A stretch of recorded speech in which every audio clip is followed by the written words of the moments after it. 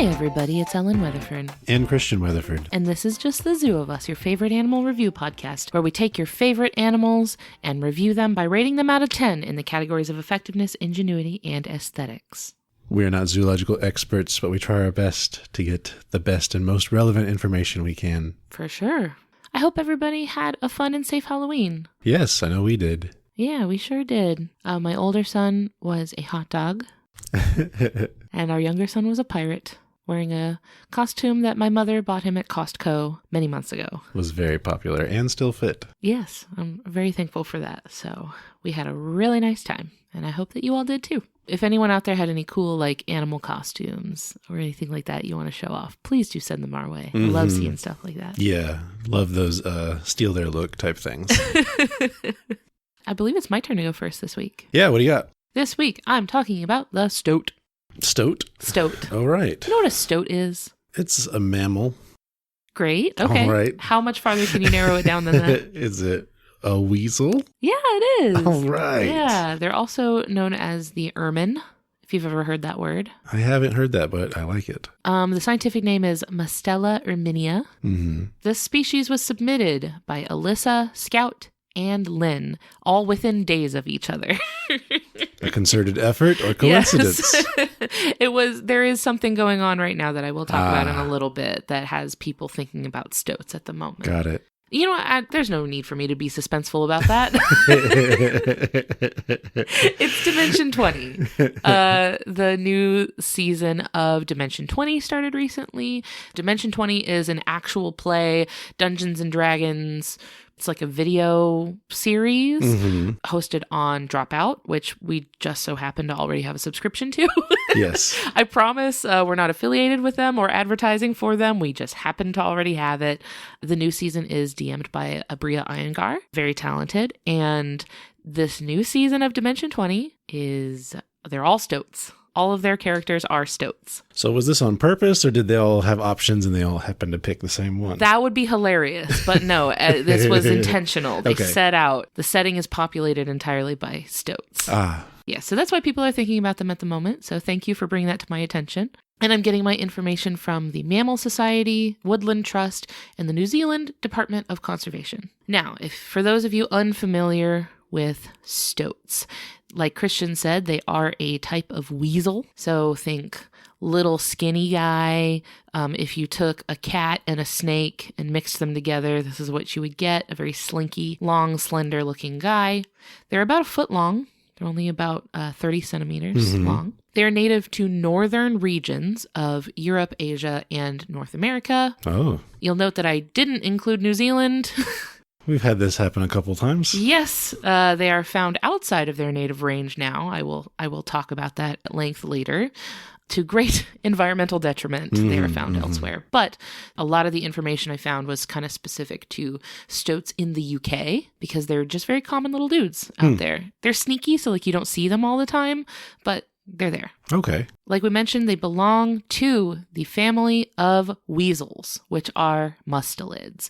Their closest cousins would be things like the least weasel and ferrets, but then the mustelid family in general also includes things like otters and wolverines and badgers.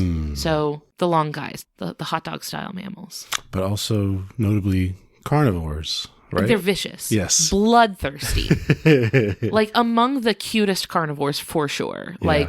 With cuteness directly correlated to absolute ravenous hunger for blood. Yeah. And these are no exception. If this is your first time listening to this podcast, we rate animals out of 10. The first category is effectiveness. These are physical adaptations, things built into the animal's body that let it do a good job of the things that it is trying to do. I think I'm going to give the stoat an 8 out of 10. I sensed and heard some hesitancy there. I mean, it's just that they're little. Yeah. And they have such a big appetite, and they're so little for it. The mean gets concentrated. Oh, yeah. The shorter the legs, the closer to hell. We can't use that. What? We can't use that. I sure can, and I will. Their skinny little shape helps them squeeze into narrow burrows to chase small prey. So if they are chasing after something like a little, I don't know, like a mouse or something like that might burrow, they can follow them underground and into tight spaces. So great for chasing small things. It also lets them make use of those burrows and tight spaces for their dens. In fact, I watched the first episode of the Dimension 20 campaign, and the setting is in this rabbit warren that stoats have taken over and like have a family den in this rabbit warren, which is very consistent with stoat behavior. That is what they do, right? A rabbit might have a den that it has dug out for itself, and then stoats will chase them out or just eat them. I was going to say, like... Not necessarily chase them out. I mean, the rabbit can leave if it wants, if it can, but... But this is not a harmonious type of situation. No. By whatever means, the rabbit is removed from residence of its burrow, and the stoats will take over. Now, anyone who has ever tried to hold a ferret will tell you that animals like this are kind of liquidy. Mm-hmm. It's like trying to hold like slime or something, right? They just sock full of jelly. Yeah. Or those little squeezy jelly things that, like, as a kid, you'd have this little toy that's like a little squeezy thing. Mm-hmm, it's like holding one of those. They just slip right out of your fingers. That's exactly what they do. They can slip out into or out of any sort of situation that they might get themselves into. So it's great for stuff like that. They also, they're bendy and flexible. So they can fall from great heights and not necessarily take tons of fall damage. They also have short legs and a long tail. That gives them amazing balance. So they're great for walking across things like tree branches, fences, things like that. Low center of gravity, right? And a long tail gives them good balance. They're also good swimmers, which will come into play in a little while. With those little legs. But also being low to the ground helps them crouch below grass to sneak up on prey that's also low to the ground. Their favorite prey is rabbits. Yeah. They love to eat rabbits, which is interesting because rabbits are much bigger than stoats. They're significantly larger, but stoats are able to sneak up on them in the grass because they're so little. Now, what a lot of people know about stoats is that their fur dramatically changes color seasonally. So in warmer months, they're brown with a white underbelly, but during the winter, they turn completely white. Oh. Yeah, this is something that a lot of different weasels do. You can tell if it's a stoat if the tip of the tail stays black year-round. They have a black tail tip that stays black all the time, even when the rest of their body is white. Their tail stays black. Okay, so if you're wondering, just watch it for about a year. And then you'll know. I think that the black tail tip is just a stoat thing. Okay. So like if you see one and you see the tip of the tail is black. And the reason for that is kind of interesting. It's kind of thought that the tip of the tail is black to serve as a distraction for predators. So something like a bird of prey or a fox or something like that is trying to hunt a stoat. They might be distracted by the black tip of the tail and go for that. And then, you can take damage to your tail. It's not going to hurt the rest of you. Or they just take a chunk of fur out or something like that. Or you're kind of banking on them, not aiming for where you'll be. Right. And then they'll miss entirely because that's the very end of you relative to your movement. I don't think that's anything that's been confirmed. I just saw that kind of like floating around as a suggestion. It seemed pretty interesting to me. And in fact, the word ermine is used to refer to the stoat in their winter coat. So when they're white, they're called an ermine. Oh. And when they're brown, they're called a stoat. I see. Yeah, a little bit of a frustrating thing about the English language. And people kind of use the term interchangeably, especially, I think, in the United States. Like either one. Now, did it perhaps originate from a time before they realized they weren't the same animal? I couldn't really find a timeline of that, but I know that is a thing. Yeah. Sometimes where like in history, people didn't always know that like different forms were just the same animal at different times a year. So like they may have just thought it was a completely different species, right? Yeah, I don't really know what the timeline is of that etymology. I just thought it was It would line up with other English instances of that. They love doing that. Now, the next category we rate animals on is ingenuity, which is behavioral adaptations, ways that the animal can solve problems that it faces or figure stuff out. I'm going to give them a 9 out of 10, mostly because I'm a little bit experienced with other types of like closely related mustelids, and I know them to be extremely clever. And I don't have any reason to believe that the stoat is any less so. Like other types of weasels, they are cold-blooded killers. 100% of the brain power is dedicated to just murder and mayhem. So I mentioned that they eat rabbits, which are much larger than them. They kill their prey with a single bite to the back of the neck. That's stone cold, isn't it? Similar to the jaguar. Yeah. It's if you just scaled a jaguar down really tiny. They're kind of using brains over brawn, I think. That's pretty cool. And now, this is probably my favorite thing about stoats. When hunting rabbits, stoats may opt to abandon stealth altogether in favor of a different tactic. The old razzle-dazzle. The stoat may begin jumping, spinning, twirling, rolling over on its back, and kicking its feet in the air. The rabbit becomes confused by the stoat's behavior and just watches, mesmerized, is like, what am I looking at? What is happening? What is this? And while this is happening, the stoat is kind of tumbling around and gradually getting closer and closer and closer and closing the distance while the rabbit is like trying to figure out what it's even looking at. And then once the stoat is close enough, it snaps out of it and then lunges and kills the rabbit. Dang. Which is like when you fail your stealth check, so you opt for performance instead. Anyone who's ever played a bard has tried this. So this behavior can be seen in other types of weasels, and it is called the weasel war dance. Which I only call it that because there is an entire Wikipedia page dedicated to it. Wow. So go on wikipedia.com.org. I don't remember which one it is, but go on Wikipedia, you type in weasel war dance, and it's right there. It's so funny that this is like a common enough thing. And I think that people that have like pet ferrets have probably seen this, right? They accordion up and they like slinky their back up in the air. You know what I'm talking about? And they just kind of like go berserk for a second. It's amazing. It's my favorite thing ever. I love that they do it. It would work on me.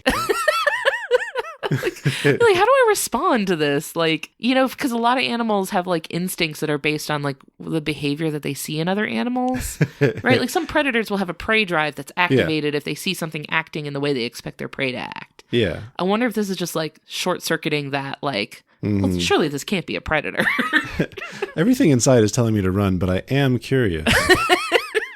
I do want to see how this plays out. I don't want to let this one ride.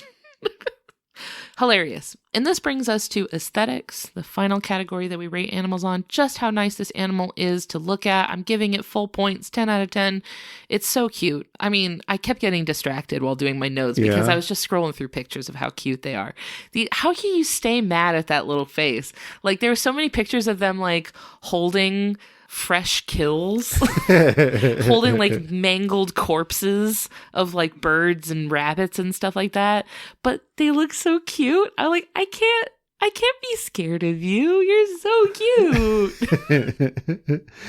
Now which form do you prefer? It's all good. Yeah. Like, both of them are great. I really don't have a preference one way or the other. I do like when they're brown. I do like the like brown on top, white on the bottom. I like that. That's very cute. It's very toy-like. It does. It feels like a little toy. They're just so sweet. Oh, and while I was researching, I did find a painting by Leonardo da Vinci titled Lady with an Ermine. And that was from 1490. And it is a beautiful painting. A lot of times you run into this problem with like Renaissance or medieval paintings where they don't know what they're doing when they're trying to like make an animal. Right. Because they didn't have references, right? If you weren't standing there looking at the actual animal, you had no way to know like what it actually looked like, right? You're doing your best. I can't fault them for that.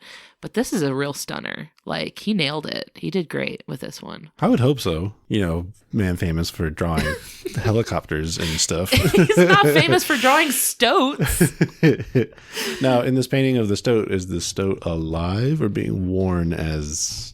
It is alive and it is sitting in her lap. Oh. And it's actually very, very... You know what? I'll show it to you. Hold on. Thank you. Oh, yeah, I've seen this before. Is this an Animal Crossing? Oh, is it? That's one of the paintings you can get. Yo, when I look at the suggested search terms in Google, it says lady with an ermine, museum, lady with an ermine, ACNH. So yes, apparently it is. Okay. I didn't know that, but yeah, it is in Animal Crossing. That's a good eye. You know what? You did more of the art collecting in Animal Crossing than I did. A little bit. Yeah. So, but yes, excellent art identification. I did it. You nailed it. And to wrap things up for the stoat, its conservation status is of least concern. I would go so far as to say it's the opposite. So let's talk about New Zealand. Okay, I was hoping for this. Yes. In the 1830s, British people in New Zealand began releasing rabbits onto the South Island of New Zealand. The idea here, I think, is that they were supposed to be like hunted for game. They were supposed to have them around as food. So they just like released them in the hopes that they would just kind of establish a population and then they could just hunt them for food. This quickly became a problem, as it tends to, since there were no natural predators on the entire island to keep their numbers in check, right? New Zealand is known for not having like any large predators on the island, especially not like something that would take down a rabbit. So their numbers boomed. Yes. There were so many rabbits. Rabbits are famous. The breeding like rabbits, right? Like that's what you say. Maybe this is the reason for the... That's what you say when there's too many of something. So yeah, that happened. And by the 1870s, the island was overrun with rabbits who were decimating vegetation. So grasses and shrubs were totally wiped out, which in turn left the soil overexposed. And then wind and rain eroded the soil so that new plants couldn't grow. So it wasn't just that they were eating too much grass. It was like they were eating too much grass, ruining the soil, can't grow new grass. It was just absolutely wrecking the ecosystem of the South Island of New Zealand. So the rabbits were choking the island. So what did they do about it? They released rabbit assassins. Okay. Stoats in droves. They just rounded them up. Not only stoats, like other types of weasels too, but they knew stoats and weasels to specialize in rabbits. So like, we got too many rabbits, release the stoats. Let's see what they can do. Now the problem with that is that while stoats certainly do like to eat rabbits, they like to eat other stuff too. They don't only eat rabbits. And turns out New Zealand just so happened to be home to many species of flightless and ground nesting birds. Yeah. Birds that were not used to or adapted to predators on the ground like that. That just wasn't something they'd ever needed to think about. They wouldn't even run, right? They didn't even know what they were looking at. They'd be like, I don't know what this is. I don't know if I need to be scared of it. They just weren't used to that sort of thing. They weren't adapted to it. So they were very easy pickings for stoats. So stoats ended up eating mostly birds. They didn't eat that many rabbits. Turns out the birds were way easier for them to eat. So they ate the birds instead, left the rabbits alone. Now you got two problems. Probably the eggs too, I imagine. Oh yeah, like absolutely decimated the eggs and the nests and the birds and everything.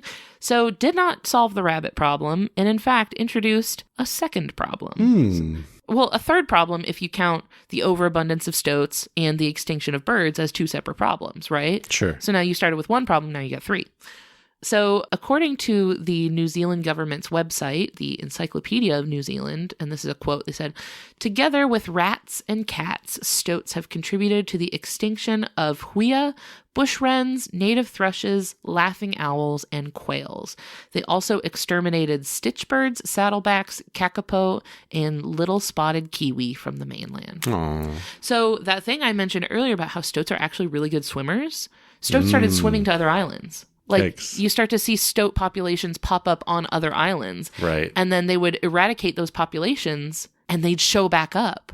Like, they'd jump back across. Like, you couldn't keep them eradicated because they'd just keep island hopping. Which, I mean, I have to say, if you're a stoat, like, wow, that's impressive. Like, that is a physically impressive feat because those islands are not, like, right up against each other, right? That is a considerable amount of distance you have to close. But, and if there was a predator they had to deal with, that's where they'll be. Yes.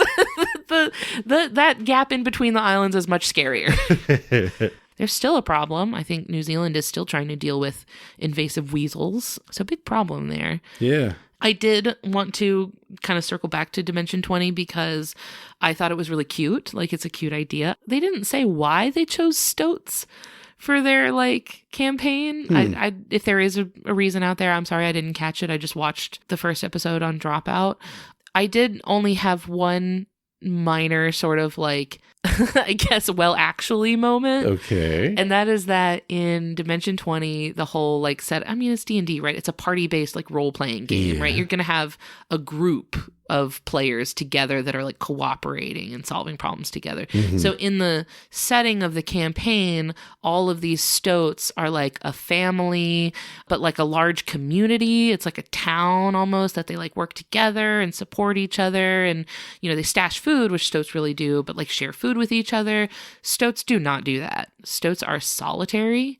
They're territorial. They will like have a den for their offspring, but they don't do this like multi-generational or like extended family unit, like. Which is probably for the best. I was just thinking the only way this could get worse is if they started doing pack tactics like velociraptors or something. Oh my gosh, can you imagine? They would be unstoppable. Yeah. Like if you were just getting overrun by stoats, oh my lord. They could do the war dancing with one and then the other is sneaking around behind. There you go. See, you could have a bait and switch sort of situation. Yeah. Now, I would probably chalk up their decision to make them communal to just be story. Narrative. Yes. Yes. It makes more sense that way. It does. And it's a more engaging and interesting story. Like, if they were going to be super true to stoat behavior, there would have to be a lot more PvP. It's just all lone wolves, all of them. It would have to be like a very sort of competitive game where like everyone's trying to like win over the other. Yeah, stoats are not as friendly with each other. So, question about Dimension 20. Have they mentioned how to visualize them walking? Are they bipedal in this? Or? I think they're bipedal because there's like little illustrations of the different characters that show up on the screen when they like introduce them. And they seem to be sort of bipedal in some moments. I bet that's pretty cute. It is pretty cute, yeah. I like the way that they like role play them. It's very cute and it's very thoughtful too. Like there's like moments where they think like their little paws. And it's very cute and I really enjoyed it. I also just like really like the cast of Dimension 20. They're all excellent storytellers and very funny comedians and it's a fun thing to watch. So that was my only actually is that like stoats don't group up like that. You wouldn't have like a traveling party of stoats. They're not cool like that. Well, that's how D&D goes. It's a constant balance between immersion and fun. They would all be chaotic evil. Every single one of them should be chaotic evil. Everyone. And that's stoats. Thank you. Thank you. And thank you to folks who brought that to my attention. I was happy to have the heads up that Dimension 20 was doing a stoat-themed campaign, and it made for a cool little research rabbit hole for me. A rabbit hole that has now been overrun and taken over by stoats. Yes. Let's hear from our friends on the Max Fun Network, and then let's get to Christian's animal. Oh my gosh, hi, it's me, Dave Holmes, host of the pop culture game show Troubled Waters. On Troubled Waters, we play a whole host of games, like one where I describe a show using a limerick, and our guests have to figure out what it is. Let's do one right now. What show am I talking about? This podcast has game after game, and brilliant guests who come play them. The host is named Dave. It could be your fave, so try it. Life won't be the same. Big Business starring Bette Midler and Lily Tomlin. Close, but no. Oh, is it Troubled Waters, the pop culture quiz show with all your favourite comedians? Yes! Troubled Waters is the answer. To this question and all of my life's problems. Now, legally, we actually can't guarantee that, but you can find it on MaximumFun.org or wherever you get your podcasts. I'm Jordan Crucchiola, host of Feeling Seen, where we start by asking our guests just one question. What movie character made you feel seen? I knew exactly what it was. Clementine from Eternal Sunshine of the Spotless Mind. Joy Wang / Jobu Tupaki. That one question launches amazing conversations about their lives, the movies they love, and about the past, present, and future of entertainment. Roy in Close Encounters of the Third Kind. I worry about what this might say about me, but I've brought Tracy Flick in the film Election. So if you like movies, diverse perspectives, and great conversations, check us out. Oof, this is real. New episodes of Feeling Seen drop every week on MaximumFun.org. So, Christian, what animal do you have for us this week? I'm bringing another small one. Small wonder. Yeah. This one is called Barreleye. I'm so excited for this. Yes. So you are already aware of it, but for those at home that are not, the Barreleye is a kind of fish. And the scientific name is Macropinna microstoma, which translates to great thorn, small mouth.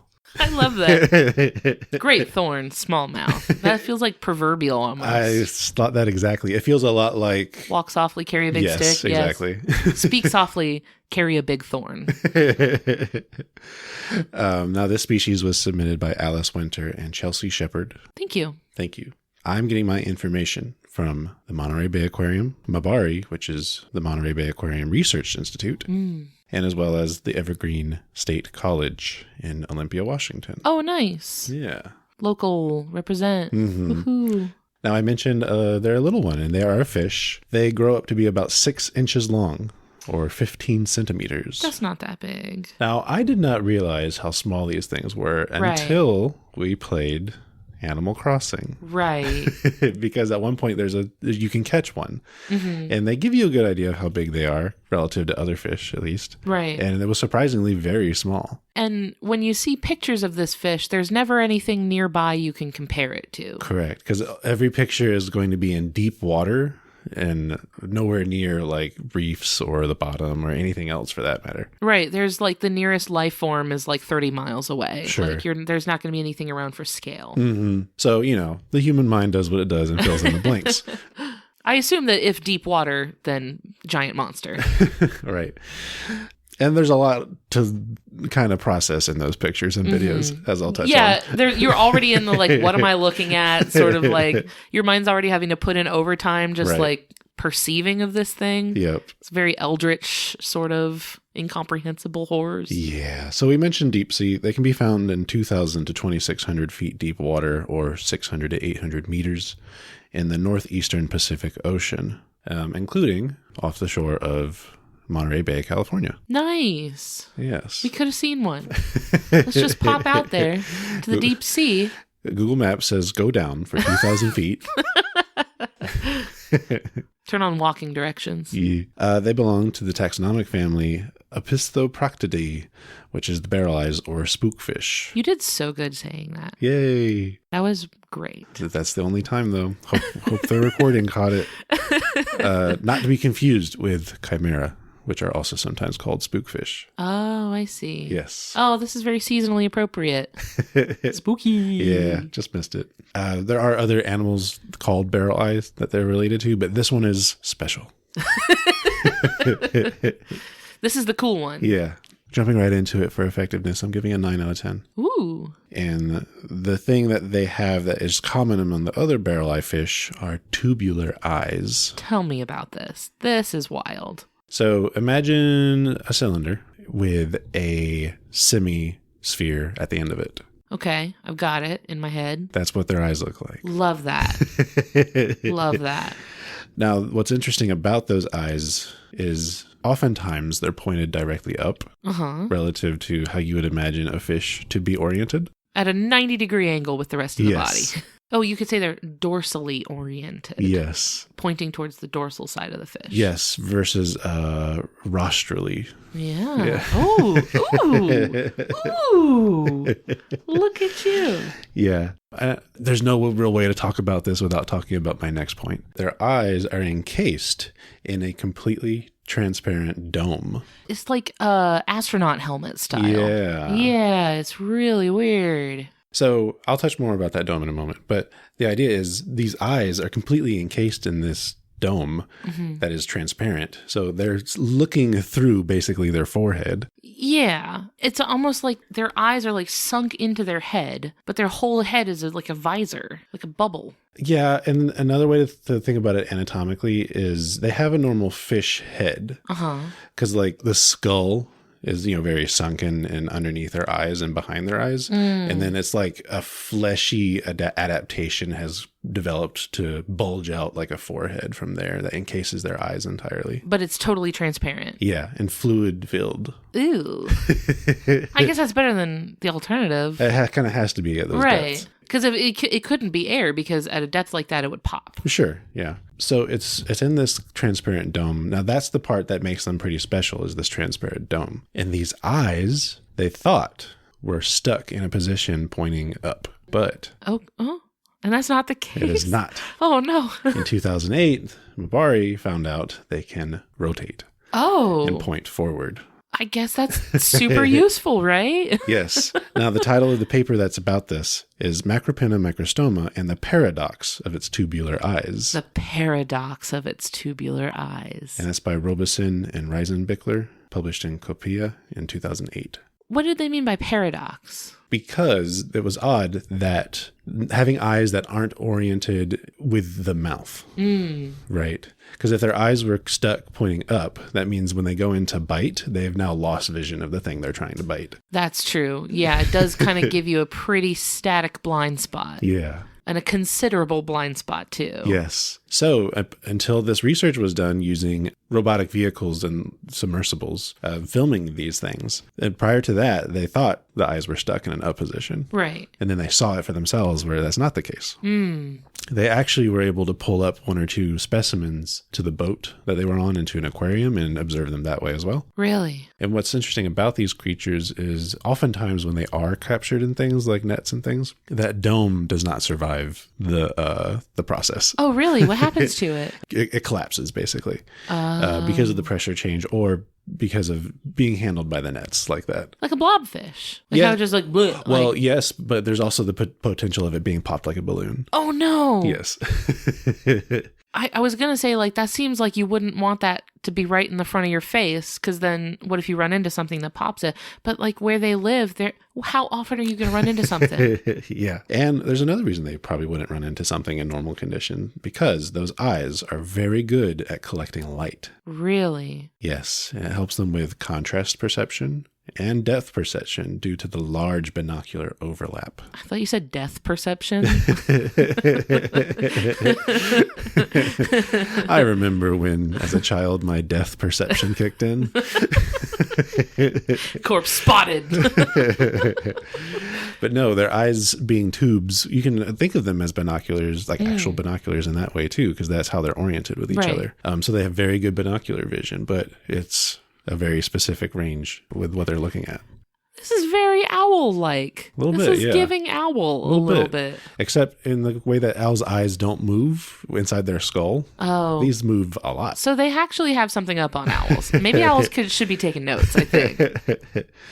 Yeah. And you'll notice in pictures of these guys that the lens part of their eyes, the half sphere, glows a bright green. Oh, it glows. Is that like an actual glow, or is that like reflecting off of... I think it's a reflection. It must be, right? But every picture I've seen was with light. So I'm wondering if that's just like the membrane that's like reflecting light. Like how like eye shine, you get eye shine from like nocturnal animals. Well, maybe this will help since you know more about this than I do.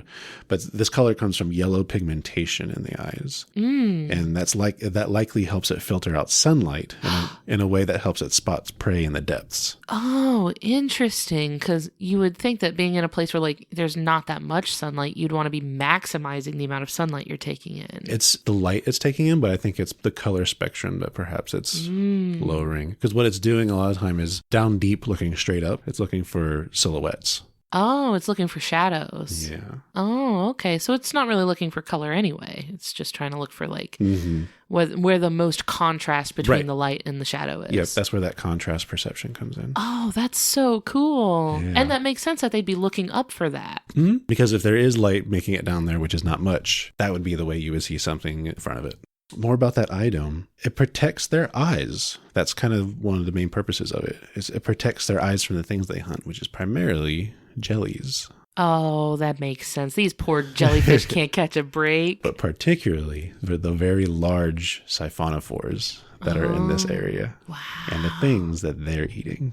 And the things that the siphonophores are eating? Yes. So siphonophores, or large jellies like this, capture other animals in their stinging tentacles, right? Right. So what these guys are doing is they come along, find the siphonophores, and pick out the prey that they've captured. Rude. Thief. That also means they're eating a little bit of siphonophore when they're doing this. Take it, sure, yeah. But they're nabbing the little bits of things that they... Yeah. Because siphonophores and other like soft-bodied like jellies and stuff like that, they don't cast much of a shadow, right? Like there's not a lot to block the light.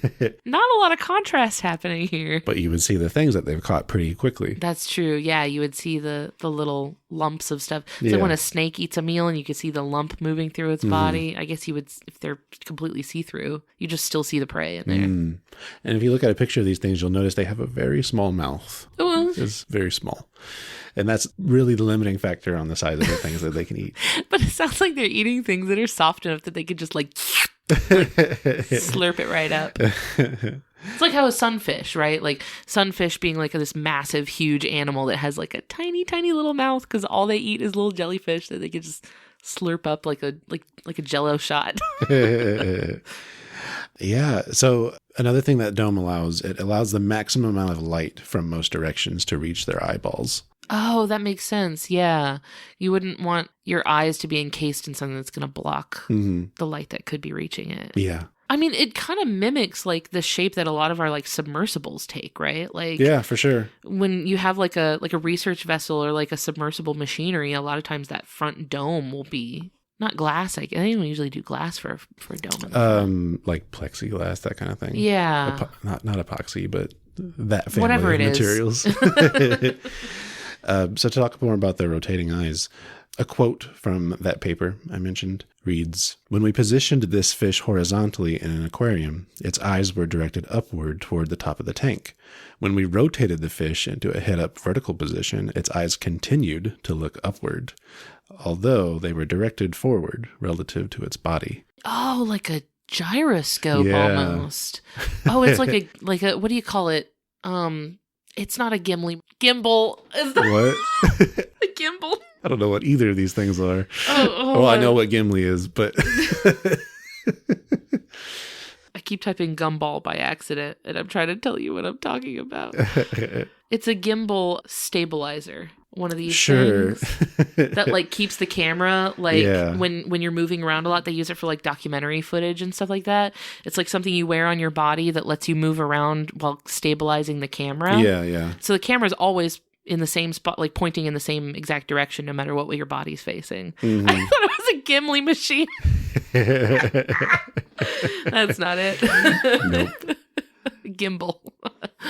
Now, my biggest disappointment is I was unable to find video of seeing the eyes rotate. That would be really cool. Whoever's gatekeeping that, stop it. Plenty of pictures of before and after of it moving, but it's the transition that I know will evoke a little bit of body horror. Just a little bit. Yeah, it would be creepy to see, but also very, very cool. Yeah. They also have these big, kind of broad fins that are very good for precision movements. Really? Yeah. That helps a lot, right, when they find a siphonophore and are being very careful about navigating the stinging cells. Oh, true. That and also you wouldn't want to like move too fast because if you create like current around you, you're going to blow them away. Yeah. True. Very delicate operation it must be to try to eat a siphonophore. Moving on to ingenuity, I'm giving a 7 out of 10. Very nice. I find the overall hunting strategy pretty impressive, honestly. Yeah. If you know that like your prey has a weakness and that it has no brain or means of moving. Yes. So just to kind of reiterate what we've already talked about, they're looking up to look for silhouettes of their prey as well as bioluminescent prey, because some of these jellies and siphonophores are bioluminescent, which means they produce their own light as opposed to biofluorescent. Seems like a terrible idea. There's a giant neon sign. Sure. Free food. Something. Some things use that to their advantage, though. Yeah.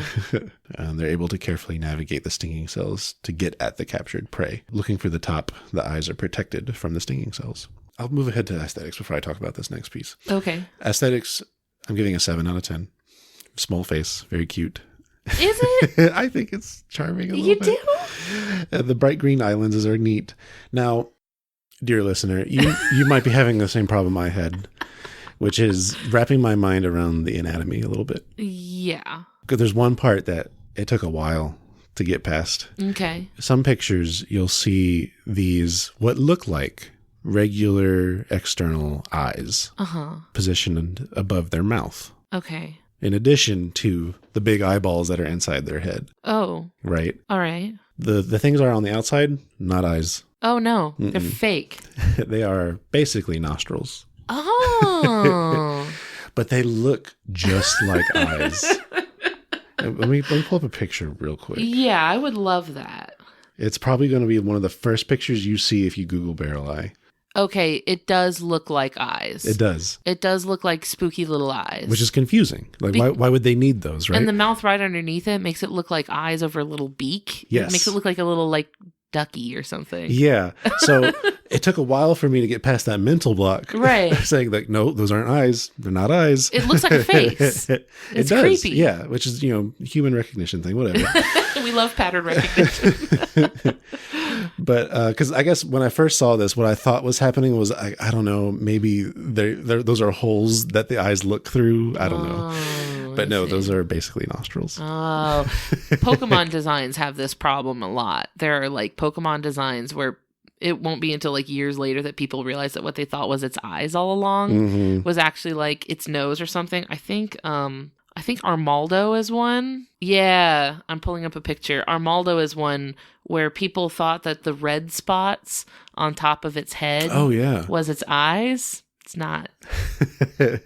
But they would be way cooler. Yeah, I feel like we talked about this before. Probably. Because false eyes seem to be pretty popular with animals sometimes. Yeah. It doesn't seem like this is like a false eye situation. No, this is just a me as a human problem, I think. User error. Looking at something that was never meant to be viewed by humans. That's true. We were never meant to see this stuff. This is none of our business. So getting into the end pieces here, conservation status wise, was not able to find anything. It has not never been. Are. Yeah. Deep sea stuff. And they just haven't been assessed for the most part. I mean, we've seen probably a couple dozen of these things total It's not in a like lot. human history. Yeah. Little fun fact I came across. One of the research vessels used by Mbari, I don't know if that's how it's said, by the way. I don't know. Mbari? I don't know. So one of those vessels for that work was called Point Lobos, which I assume was named after the Point Lobos State Natural Reserve in California that we visited as part of our trip to the Monterey Bay last summer. I've been there. Yeah. I know him. I know Point Lobos. It's a beautiful place. Yes. It is gorgeous. And not that far from Monterey Bay. Right. So if you're in Monterey Bay already, you can just pop on down to Point Lobos. It's so beautiful. Yep. Big fan. That's exciting. I like when I recognize a name. Yes. Big moment for me. That's really cool. Yeah, and that's the Barreleye. Thank you so much. I am really glad that you took this on because deep sea creatures can be difficult to do for this show because often so little is kind of known about them that it can be kind of hard to make an entire segment out of a deep sea animal. But my advice always is take the thing that makes you most uncomfortable and just really dig into that. Just lean into the discomfort. Yeah. But that's usually like where the interesting stuff is, right? Like that's the stuff that is like, it's spooky because it's unfamiliar. You have an opportunity to learn about it. So I think that's cool. You did a great job. Thank you. Thanks. And thank you, dear listener, for spending this time with us. I really appreciate you. And we appreciate everybody who's been leaving kind words for us in the reviews on their podcast apps. We read those and we love them and they keep us motivated and happy. They mean the world to us. And if you want to come hang out with us online, we're on Facebook, TikTok, Instagram, Discord, stuff like that. I'll have links to everything in the episode description so you can come check those out. We would like to thank Maximum Fun for having us on their network alongside their wonderful shows. So you can go check those out, learn more about the network and how you can be a part of supporting our show over at MaximumFun.org. And finally, we would like to thank Louis Zong for our theme music. Here it comes. Get ready. Right now. Yep. Thanks, y'all. Bye. Bye.